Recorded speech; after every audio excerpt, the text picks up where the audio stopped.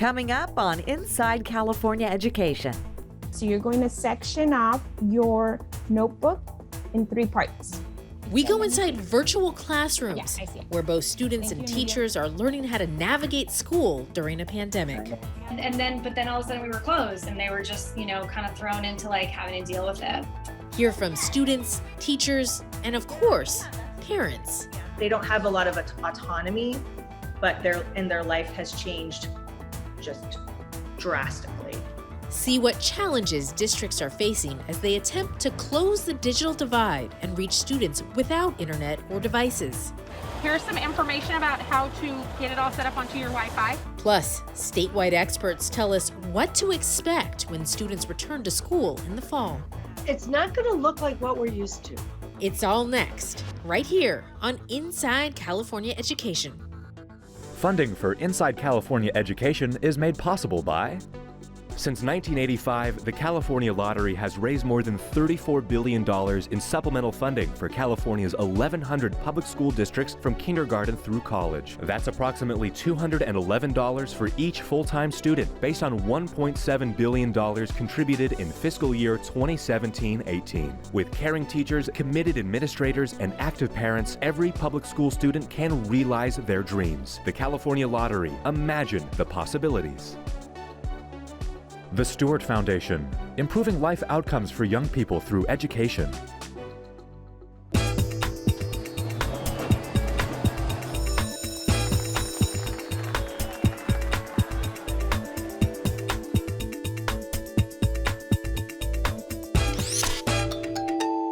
Hello and welcome to Inside California Education. I'm Christina Salerno. As the coronavirus spread across California in March, in a matter of days, your child's schooling changed dramatically. From this, I want you to think of some questions. Full classrooms with groups of kids working closely together, participating in after-school activities, to this, online-only learning. Students working almost completely on their own, except in the virtual world. Oh, dude, guess what? So I watched this movie. I think you'd actually really like it. With no outside sports or other activities, and only social networking to keep them connected to their friends. And that's for those who are lucky to have internet and laptops. There are still many children who are simply unable to go online.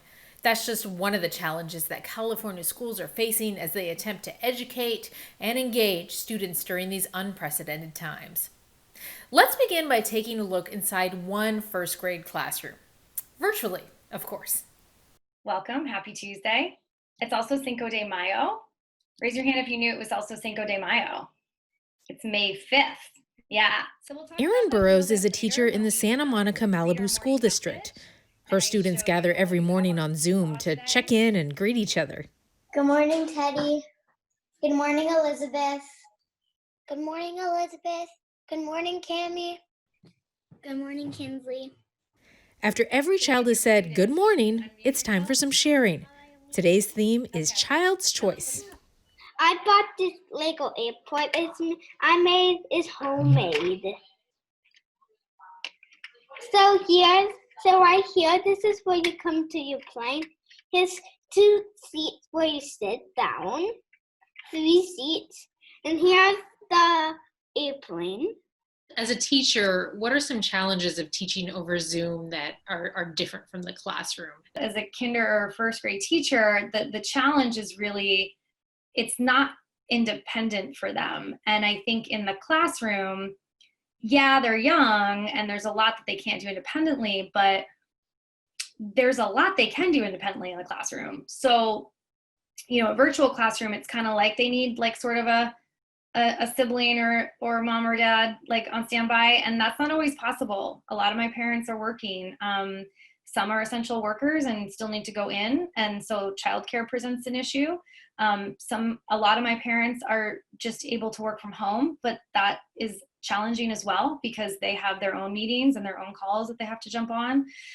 So I would say that's probably the biggest challenge, is that parents are like responsible for getting them logged in, which is really then getting them like logged into their education opportunity. Erin uses a platform called Seesaw for her class assignments. She also works with smaller groups of about 4 students throughout the day on Zoom. But she says this morning check-in is probably the most important part of their day. This is my pullback car. I got 8 of them as a late birthday present. And I really like them because they can also open the doors. So moving forward into, virtual learning, I really think that the goal is just to stay connected, to stay in our community, to still see each other, to still listen to each other, to still share with each other. It's a lot of just like, let's just stay connected. Even if you can just get on Zoom like once or twice a week, like that's good. Oh yeah, I definitely have. Olivia, this is gonna be my song. Parents of children in elementary school tell us it's really challenging to balance their kids' schoolwork while often trying to work themselves. Hello. Eric and Carly Castellano both work from home and have 2 children in the Natomas Unified School District, just outside of Sacramento. Isla is a 1st grader and Nathan is in 4th grade. What is it like being a parent who's trying to homeschool and you're both working from home right now? Very hard. The difference is that there's not a clear distinction any longer of like work and home.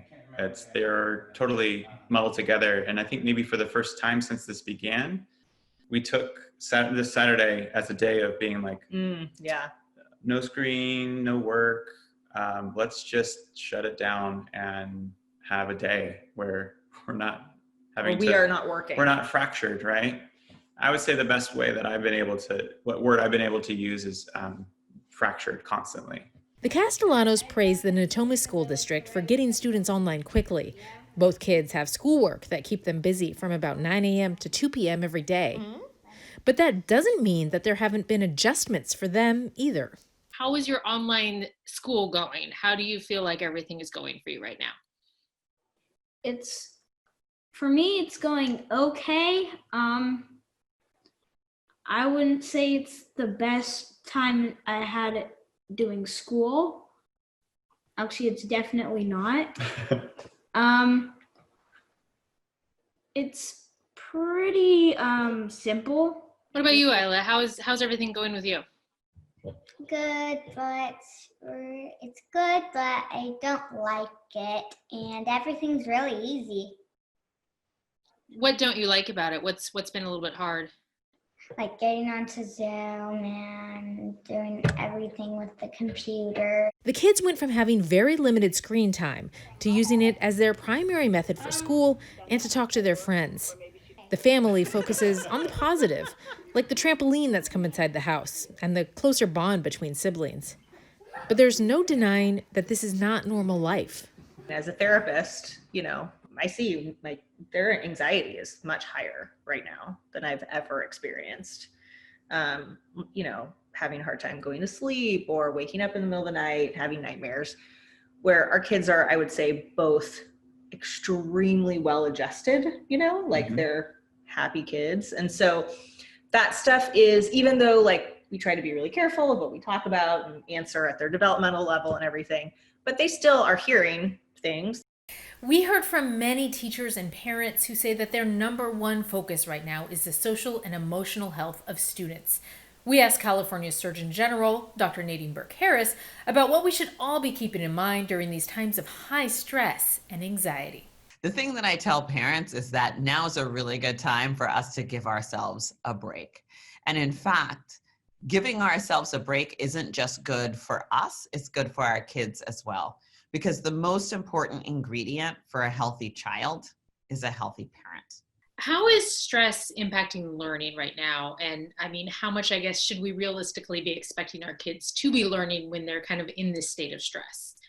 So some of the things that we're seeing is that the impact of stress hormones have an outsized effect on our ability to learn, our ability to focus, pay attention, task shift, right? Even I think as adults, we're noticing that it's a little bit harder to shift from one task to the next and be as productive and focused as we would like to be. And that's real. That's the effect of stress hormones on the brain. And we want to recognize that for kids, it's going to be, they're going to be feeling that, and it's going to be perhaps more challenging for them to have the same level of focus and educational success. So a couple of the pieces that we want to do are, number one, supporting, so recognizing this and supporting our kids as they're trying to do distance learning, right? Supporting them with lots of encouragement and reinforcement, but then also making sure that we're building in times during the day for kids to play, right? Because kids process stress through play.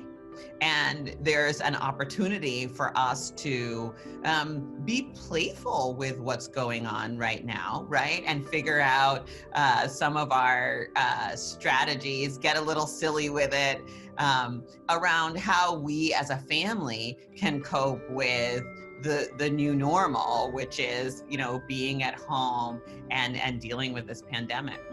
Dr. Burke Harris recommends that people read the Surgeon General's stress-busting playbook at covid19.ca.gov. There you'll find tips like making sure to exercise at least 60 minutes a day, practicing mindfulness or meditation or prayer, and tips for healthy eating and sleeping.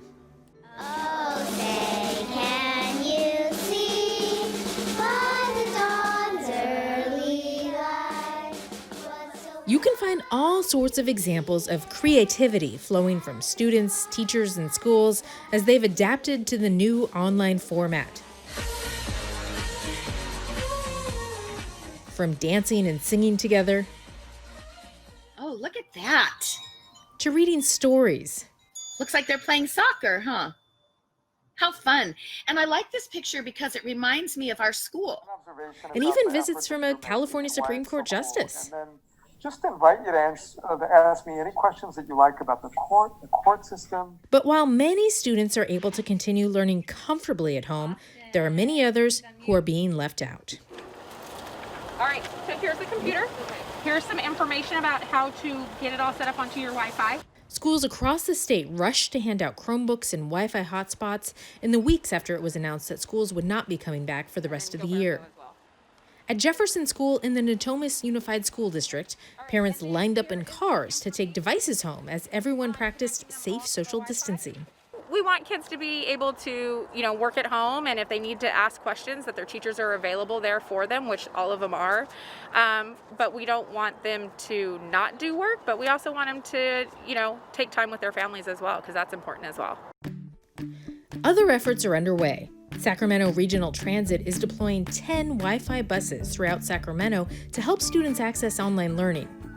Despite all of these efforts, experts describe a digital divide in California between those who have internet access and those who don't.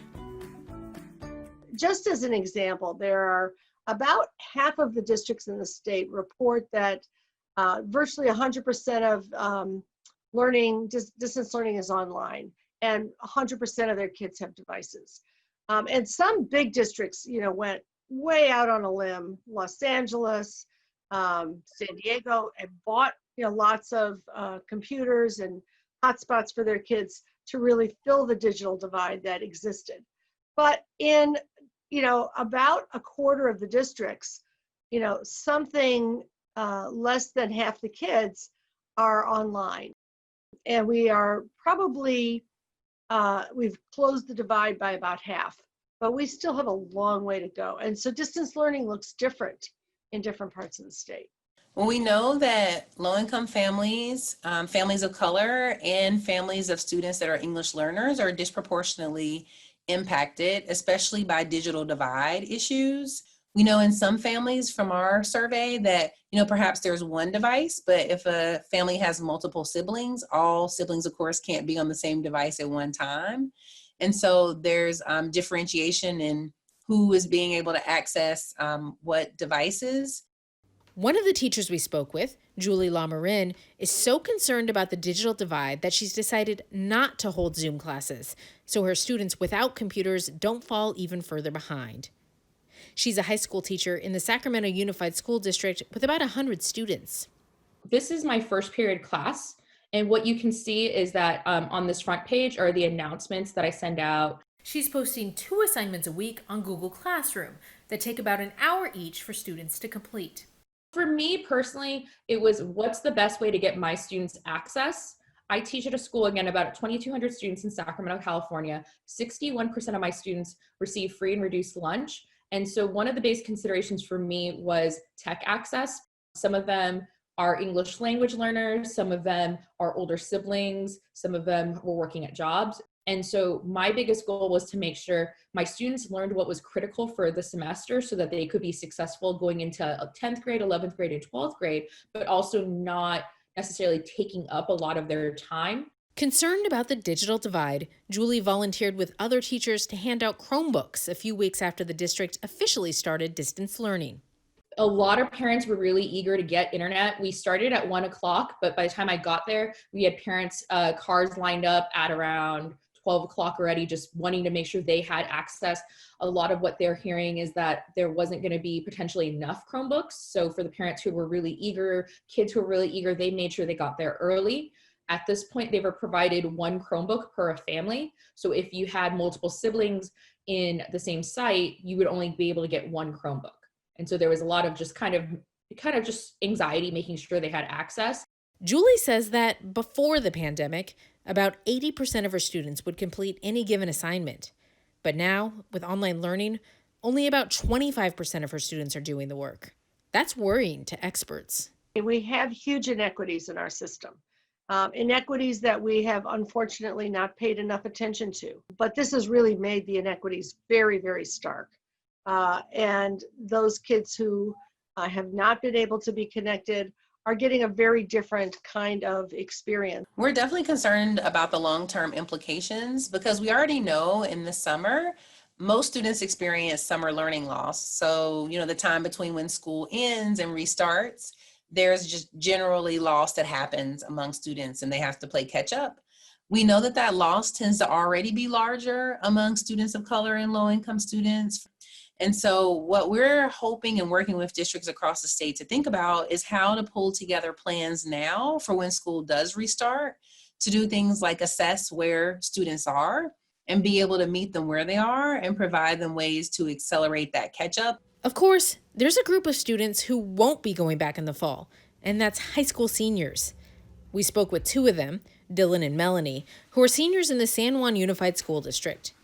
They say they are learning to accept that their final year of high school won't look like they imagined. I mean, it's all fun and games to say, oh, I'm not going to go to school for a while. That's fun, like a little vacation. But in fact, I mean, as seniors, we're not going to be able to go back at all. Like if we were a junior or a sophomore, we'd be able to go back and relive those experiences that we wanted to live. But as seniors, we're missing out on senior ball. We're missing out on our graduation, which might be a virtual graduation. It might have to be postponed. I'm not really sure. Just senior activities like that. Being a senior, it's generally those last month and a half, 2 months that are the most fun for high school in general. Your senior goodbye rally, senior awards nights, graduation, senior ball, sports-orama, which is really big for my school. And I wasn't happy that the schoolwork was going to stop or happy the AP test was making adjustments. I was more sad that I'm missing out on all these things. Both seniors have already been accepted to college. So when the school switched to pass-fail instead of grades, they admit it became harder to focus on schoolwork amid all that's happening in the world. Definitely a lot of the optional assignments I don't really see the point of doing anymore because they're not going to affect my grade. And as long as I do the summative work, I should just pass. And there is no A or B now. It's all just passing. So there's really no point to work that extra mile to receive a better grade if the person who's working less than me is just going to receive the same grade as me. This showed us that, life can be switched upside down in an instant, which is, we thought March 13th was a normal day, and then it was just the beginning of everything now. So I definitely think it's affecting the way that I approach life. As hard as this is for students, it's equally hard for teachers, many of whom were not trained to teach online. Cindy Quinones is an exception. What are we working on this week? Who can remind me?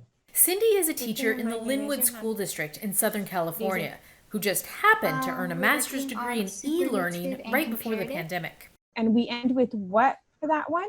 how do we, what's the ending we give to that one, Dia?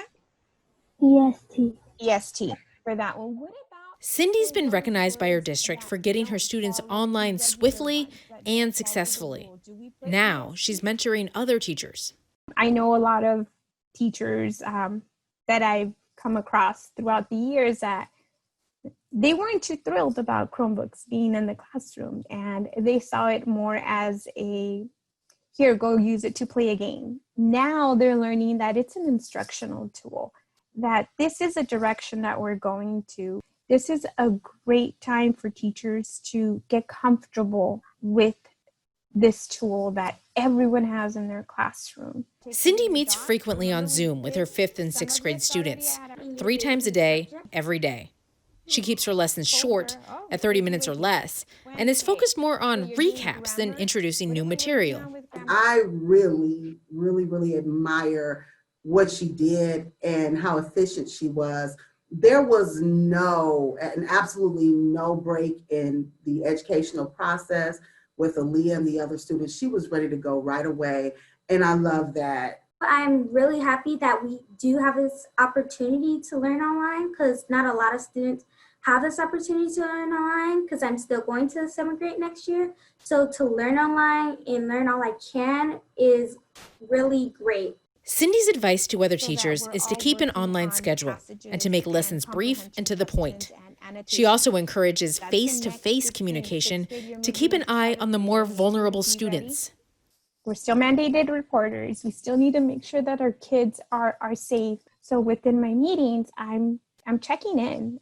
I could see their background, and I could kind of look at mom. Does mom look okay herself? Physically, am I seeing anything on their faces? Do they look clean? I can see the home, so I can see if it's clean, if it's being maintained, maybe they need extra assistance. And from there, I can reach out to the parent if I need to say, oh, don't forget, our school's offering free meals, go pick up your free meals, or send a little message to them. Is everything okay at home?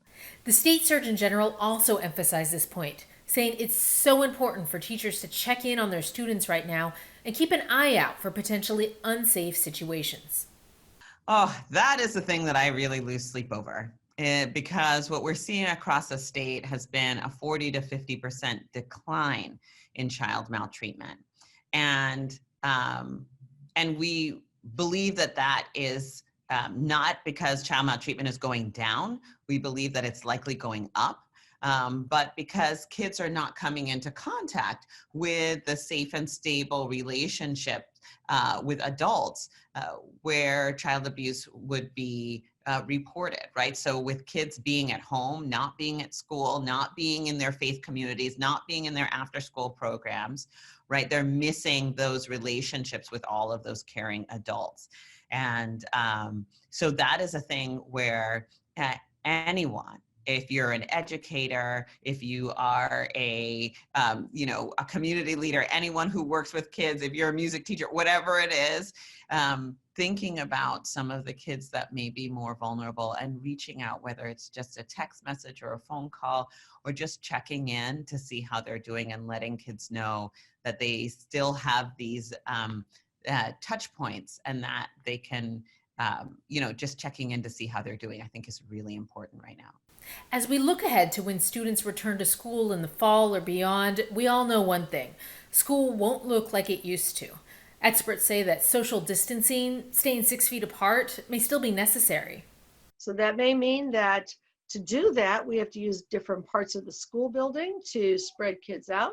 We may need to use the Boys and Girls Club and the community center as places of learning as well. We may need to have some kids who are in school on Mondays and Wednesdays and doing distance learning on Tuesday, Thursday, Friday, and other kids in school on Tuesday and Thursday, and using time and space differently. I think there's the possibility that school will start up and then it'll have to be closed down again in a physical way if we have a resurgence of the virus in the fall.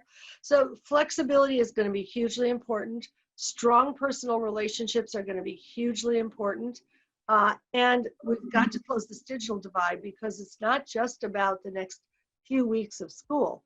It's about the way that we're going to be doing school long into the future. I think we may be a kinder, caring community at the other end of this process as well. A kinder, more caring community, something that we all hope for as well. That's it for this special edition of Inside California Education. We have full interviews with experts posted on our website, insidecaled.org, and you'll also find stories from our past seasons there as well. Thanks for joining us. We'll see you next time on Inside California Education. Good morning, Teddy. Good morning, Elizabeth. Good morning, Elizabeth. Good morning, Candy. Good morning, Kinsley.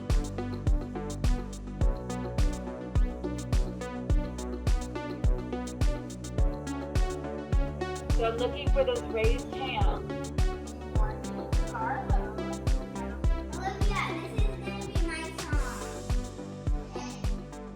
Funding for Inside California Education is made possible by... Since 1985, the California Lottery has raised more than $34 billion in supplemental funding for California's 1,100 public school districts from kindergarten through college. That's approximately $211 for each full-time student, based on $1.7 billion contributed in fiscal year 2017-18. With caring teachers, committed administrators, and active parents, every public school student can realize their dreams. The California Lottery. Imagine the possibilities. The Stewart Foundation, improving life outcomes for young people through education. Additional funding for Inside California Education is made possible by these organizations supporting public education.